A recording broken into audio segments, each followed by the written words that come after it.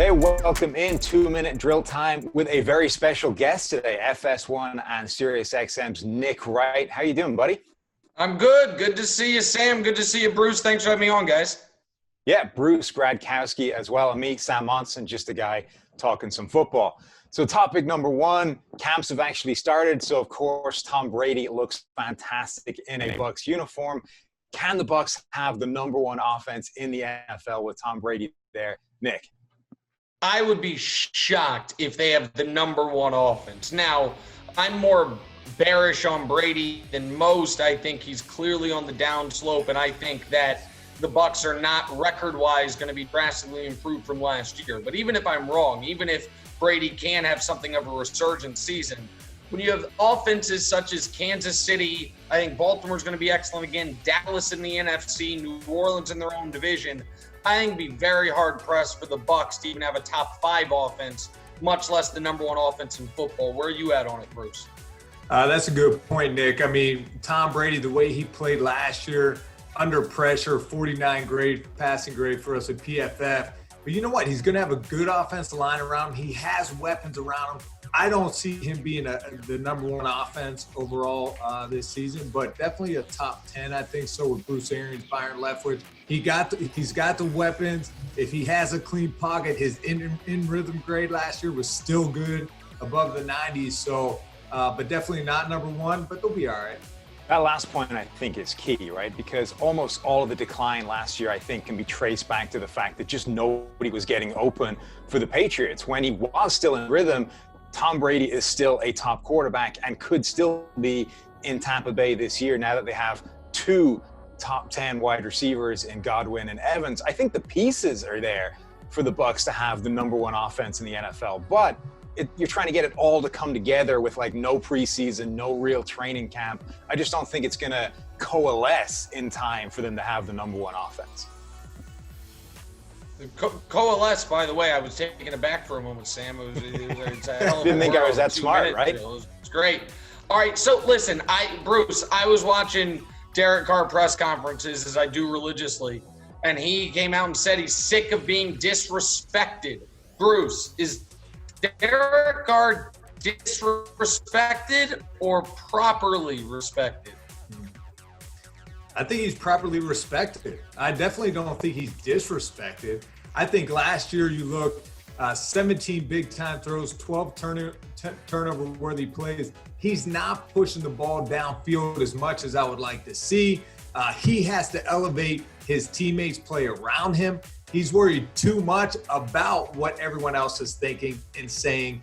Elevate your teammates. Look, he was a top 10 passing grade for us this past season and his third year in the league. That's not good enough to be a top 10 quarterback right now. So I think he's getting the respect he deserves right now, and he's got to prove it. 7-9, that's not going to last, man. You got to make some waves and elevate your teammates. 17 big time throws. I want to see that up towards 28 or 30 this year.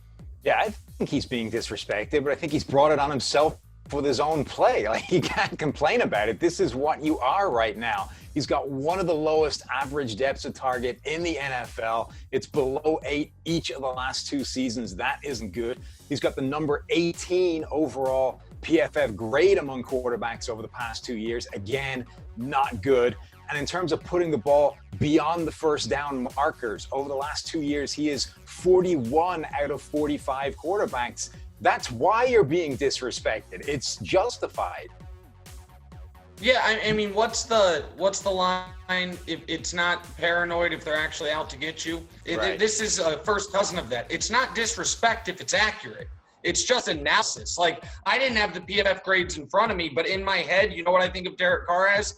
A dinker and dunker who doesn't step up in the face of pressure and throws short of the sticks. That's just from honestly just casually watching the Raiders and watching them very closely twice a year when they play the Chiefs. Like, that was, I think, one of the knocks on him coming out of Fresno State, which is one of the reasons he didn't go at the top of in the first round, instead went at the top of the second round. And so, to me, Derek Carr is properly respected, and occasionally that means he's being talked about disrespectfully, because that, to my eye, is what his play is warranted. Well, let's talk about the opposite of Dink and Duck. Our boy Patrick Mahomes. Can Kansas City win back-to-back Super Bowls? Yeah, I mean, obviously they can. When you've got Patrick Mahomes, you're going to be in contention every single year. He is that good. The question really is will they?